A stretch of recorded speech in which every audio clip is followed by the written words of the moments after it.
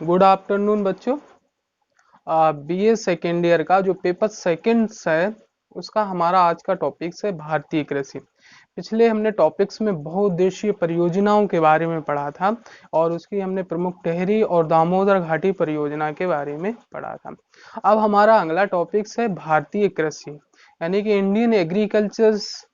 इसके सबसे पहले जानते हैं कि भारतीय कृषि जो है ये भारत की प्रमुख, जब देश आजाद हुआ था 1947 के बाद, तो ये प्रमुख आय का स्रोत था। लमसम 56% जो 1950 और 51 के बीच में जो बजट था यानी कि राष्ट्रीय आय का जो स्रोत था कृषि ही था। उस समय बहुत इंपॉर्टेंट था, इसीलिए भारतीय कृषि कैसी है, हमारा जो देश है कृषि प्रधान देश है। यानी कि जो भारत की जब शुरुआत हुई थी तो कृषि पर ही आधारित था। फिर बाद में उसका विनिर्माण क्षेत्र से अड़के उद्योगों में काफी लोगों में विकास हुआ। इस प्रकार से कह सकते हैं भारत एक कृषि प्रधान देश है। आज भी जो हम नया बजट है जैसे 2006 या 7 का आंकड़ा लें तो 14% जो है हमारा कुल जीडीपी का में इसका योगदान है। तो इस प्रकार से भारतीय कृषि कितनी इंपॉर्टेंस है भारत में, तो इसके बारे में बहुत जरूर जानना आवश्यक है। तो सबसे पहले इसमें हम जानते हैं कि इसकी विशेषताएं क्या होती हैं, इसकी समस्याएं क्या होती हैं, यानी कि भारतीय कृषि में कौन सी विशेषताएं हैं ये पहले हम जानते हैं। तो सबसे पहले हमारी भारतीय कृषि की जो विशेषताएं हैं इसमें हम पहले देखते हैं राजस्व योगदान। राजस्व योगदान में हम देखते हैं जो हमें टैक्स मिलता है ना, जो इनकम टैक्स है जो हमें कृषि उत्पादों से मिलता है, जैसे सीमा शुल्क हुआ या फिर हम किसी चीज़ों को निर्यात करते हैं, तो इससे हमारी राजस्व व्यवस्था मजबूत होती है। तो इस प्रकार से हम इसको देखते हैं।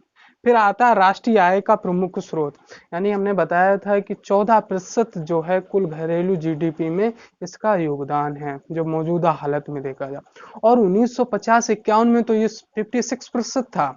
इस प्रकार से देख सकते हैं भारतीय कृषि में राष्ट्रीय आय का में जो प्रमुख अंग भी कह सकते हैं, जिससे राष्ट्रीय निर्माण क्षेत्र में या फिर उसके विकास में सबसे ज्यादा कृषि का भी योगदान है। तो राष्ट्रीय आय में इसका प्रमुख स्रोत है। ठीक है, ये इसकी विशेषता है। फिर विदेशी व्यापार में भी योगदान है, यानी कि बहुत सी चीजें हैं जिनका हम एक्सपोर्ट करते हैं।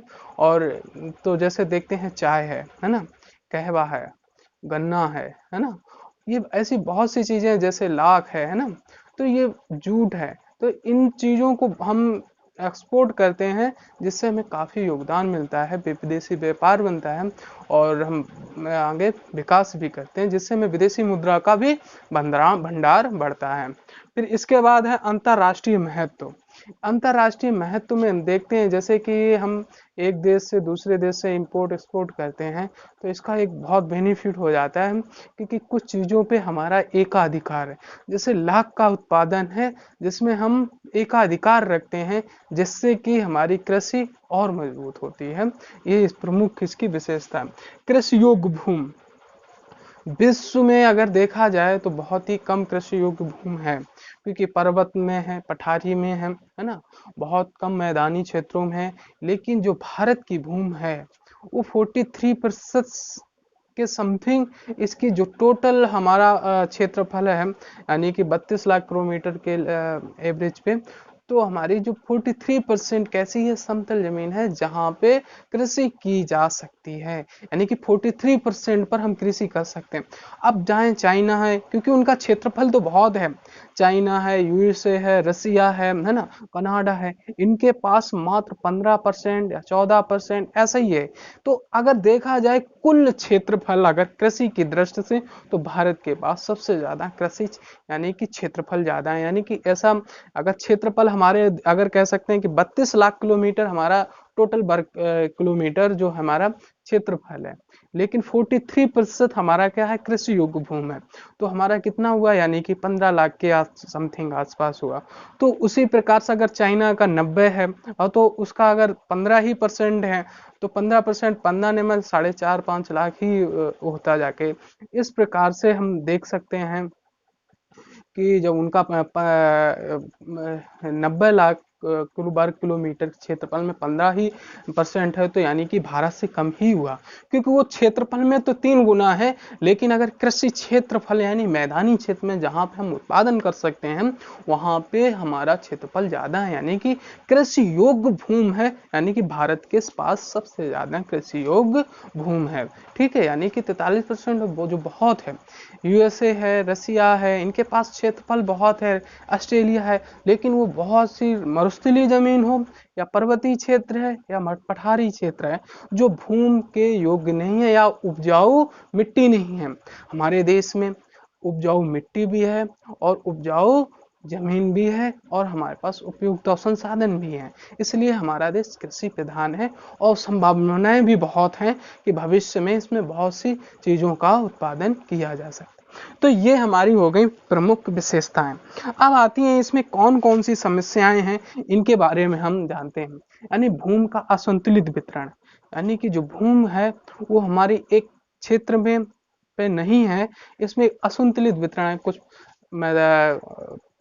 मैदानी क्षेत्रों पे है, कुछ गंगा के किनारे है जो बाढ़ क्षेत्र में आ जाती है जमीन, कुछ हमारा तटीय क्षेत्रों में आ जाता है, कुछ पहाड़ी क्षेत्रों में आता है, लेकिन एक संतुलित रूप से हमारे भूमि का वितरण नहीं है। अब आता है खेतों का छोटा आकार। हमारे देश में जैसे जैसे जनसंख्या बढ़ी है ना, खेतों का बहुत छोटा आकार है, छोटे खेत हैं, एक ही दो कृषक लोग लगे हैं, पूरा परिवार लगा है, लेकिन क्या है खेत बहुत छोटे हैं, जिससे पूरी तरह से उसमें उत्पादन सही ढंग से उसकी सिंचाई, सही ढंग से उसकी फसलों की कटाई बुनाई और उसमें सही से बीज रोपण और कई बहुत सी समस्याएं आती हैं जो एक छोटे खेतों में होते हैं, क्योंकि उसमें जोतने में आसपास बहुत सी प्रॉब्लमें आती हैं। कृषि की न्यून उत्पादकता, यानी कि कृषि जो हमारे देश में जो कृषि की उत्पादकता है प्रति वर्ग हेक्टेयर, जैसे मिस्र में धान की बहुत ज़्यादा उत्पादकता है, यानी कि जितने वर्ग हेक्टेयर में होती है वहाँ से हमारा 50% भी नहीं हो पाता।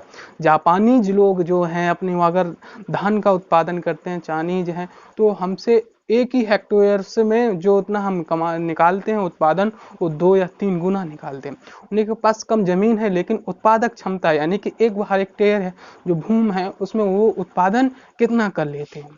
तो ये इनकी एक हमारे देश की एक समस्या है। दूसरा आता है कृषि भूमि पर जनसंख्या का बढ़ता भाव, यानी कि भारत की जो ग्रामीण जनसंख्या है यानी कि तकरीबन 69% है, जिसमें सीधे से सीधा जो 55% है सीधा कृषि से जुड़ा है, यानी कि कृषि पर ही वो रोजगार ढूंढता है, कृषि पर ही रोजगार उसे प्राप्त है। तो ये इस तरीके से पॉपुलेशन बहुत ज़्यादा है, क्योंकि एक ही फार्म टाइप के घर खेत नहीं है, लेकिन क्या है इससे इनमें प्रॉब्लमें आती हैं कि अगर 100 आदमी जिस काम को करते हैं उसी काम को हम 1000 आदमी काम करते हैं, यानी कि 10 आदमी जिस काम को करना चाहिए था उसमें 1000 काम कर रहे हैं, तो कहीं ना कहीं प्रॉब्लमें बढ़ती हैं। तो ये हमारी इसकी बढ़ता है और जनसंख्या का बढ़ता और हमारे देश की पॉपुलेशन बहुत तेजी से बढ़ भी रही है, जो हमारे लिए कृषि के लिए बहुत बड़ी हानिकारक भी है।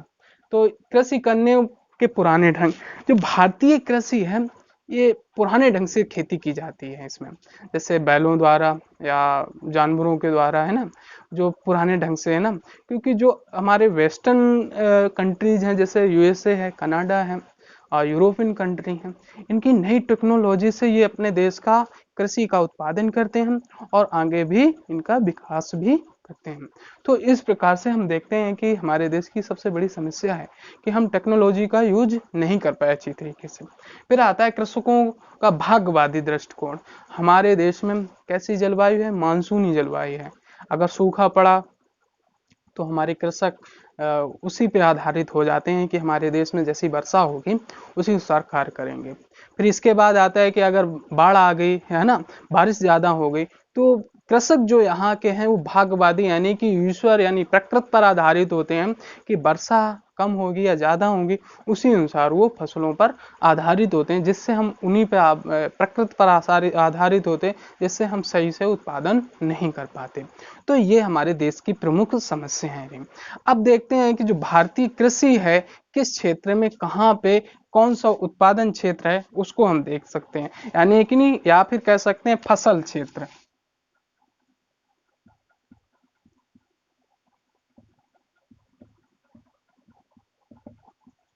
जैसे कि ये जो हमारी ब्लैक लाइन से दिखाई गई है, ये हमारी गेहूं, बाजरा, तिलहन, कपास, गन्ना, जो ये क्षेत्र आता है, यानी कि ये यहाँ पे प्रमुखता ये फसलें उगाई जाती हैं। ये क्षेत्र कौन सा आता है? पंजाब, है ना, जो हमारा उत्तरी कुछ राजस्थान भी आता है, हरियाणा और पश्चिमी उत्तर प्रदेश, ये प्रमुख क्षेत्र है। कैसा? गेहूं, बाजरा, तिलहन और कपास और गन्ना के लिए ये प्रमुख क्षेत्र है। फिर आता है जो हमारी खड़ी लाइनें दिखाई गई हैं ब्लू कलर से, गेहूं, जौ, ज्वार, दलहन, गन्ना, यानी कि उत्तर प्रदेश, है ना, और हमारा मध्य प्रदेश भी इसमें कुछ आ जाता, झारखंड भी थोड़ा आ जाता है और थोड़ा भी छत्तीसगढ़, ये क्षेत्र हमारा इसमें आ जाता। फिर आता है गेहूं, बाजरा, कपास, जो हमारी ये मध्य प्रदेश, महाराष्ट्र, है ना, और हमारा पश्चिमी पूर्वी राजस्थान, ये जो क्षेत्र आता है ये कैसा है? गेहूं, बाजरा और कपास। चावल और जूट के लिए जो डॉट डॉट करके ये दिखाई गई है ना, ये कैसा है? जैसे उड़ीसा का तटीय क्षेत्र, पश्चिम बंगाल, ये काय के लिए उत्पादित प्रमुख है? जूट जूट और चावल के लिए। फिर आता है जो ये हमारा तराई का क्षेत्र है, गंगा के जो हिमालय की तराई जिसे बोलते हैं हम, ये बिहार, उत्तर प्रदेश तक चला जाता है। ये क्या है? इसे किस बेल्ट से जानते हैं? चावल यहाँ पे सबसे ज्यादा, गेहूं को धान का उत्पादन करते हैं और गन्ना का। तो ये हो गया हमारा प्रमुख। फिर आता है चावल, मक्का और तिलहन का, जो डेडस में दिखाया गया है, ये हम जैसे देखते हैं, जैसे यहाँ पे क्या होता है? चावल, गन्ना और गेहूं, दलहन, ये बिहार, झारखंड क्षेत्र में ये चीजों का उत्पादन होता है। फिर चावल, गन्ना, गेहूं, तिलहन, है ना, जो डॉट डॉट करके दिखाया गया है, जैसे कि छत्तीसगढ़, है ना, और हमारा उड़ीसा, मध्य प्रदेश और हमारा महाराष्ट्र का भी कुछ भाग आता है जहाँ पे ये चीजों का उत्पादन होता है। फिर आता है चावल, गन्ना, बाजरा, यानी कि सबसे ज्यादा फिर यहाँ पे जो ये डेडस करके दिखाया गया, आंध्र प्रदेश और महाराष्ट्र का भी और तेलंगाना का ये क्षेत्र आता है काय के लिए? चावल, गन्ना, बाजरा और उत्तर प्रदेश। फिर आता है ये जो हमारे रेड कलर के डेडस करके दिखाया, चावल, गन्ना, मूंगफली, दाल, जो हम इसको देख सकते हैं, ये हमारा तमिलनाडु, है ना, तमिलनाडु के बाद कुछ हमारा आंध्र प्रदेश भी आ जाता है और कर्नाटक का भी। फिर जो चावल, कपास और तंबाकू, जो गुजरात का क्षेत्र है, ये किसके लिए होता है? यहाँ पे चावल, कपास और तंबाकू का उत्पादन सबसे ज्यादा किया जाता है। फिर आता है ज्वार, कपास, ये हमारा जैसे यहाँ पे कपास काली मिट्टी का ज्यादा है यहाँ पे महाराष्ट्र में, तो यहाँ पे कपासी मिट्टी भी कहा जा सकता है। तो ये कहाँ पे? महाराष्ट्र, कुछ गुजरात का भाग और दक्षिणी मध्य प्रदेश भी ये आ जाता है यहाँ पे, ठीक है। फिर इस प्रकार से हमने देखा चावल और नारियल, जो रेड कलर के डेडो, जो यानी कि पश्चिमी जो घाट है, जो हमारा वेस्टर्न घाट है, केरल, केरल, कर्नाटक और महाराष्ट्र का, जो ये वेस्टर्न घाट है, ये काय से? चावल और नारियल यहाँ पे उत्पादन सबसे ज्यादा होता है। फिर आता है ज्वार, कपास, जो हमारी इस तरह से देखते हैं, ये हमारा ये क्षेत्र आता है, ठीक है। फिर आता है ज्वार, कपास और तिलहन, जो ये हमारी ग्रीन कलर की जो खड़ी लाइनें दिखाई गई हैं, ज्वार, कपास और तिलहन, ये हमारा कहाँ आता है? गुजरात और महाराष्ट्र में। फिर आता है बाजरा और दालें, जो हमारी वेस्टर्न घाट से जो हमारी पर्वतीय क्षेत्र श्रृंखलाएं हैं, कर्नाटक, तमिलनाडु, केरल, इन क्षेत्रों में क्या पाया जाता है? बाजरा और दालें। फिर ये जो हमारी ब्लैक कलर की जो डॉट डॉट कर दिखाई गया है, चाय, चावल और तंबाकू, ये चाय क्षेत्र, चावल क्षेत्र और तंबाकू क्षेत्र प्रमुख है। फिर आता है जो रेड कलर की हमारा दिखाया गया है, चाय, रबर प्रदेश, ये जो रेड कलर का हमारा दिखाता है मध्य प्रदेश या वहाँ पे तमिलनाडु में, और कुछ केरल का भाग में यहाँ पे क्या होता है? रबर का उत्पादन और चाय का उत्पादन सबसे ज्यादा होता है। तो इस प्रकार से हमने फसल क्षेत्र के बारे में देखा। ये हमारे या फिर इसे कह सकते हैं पार्ट 1 है।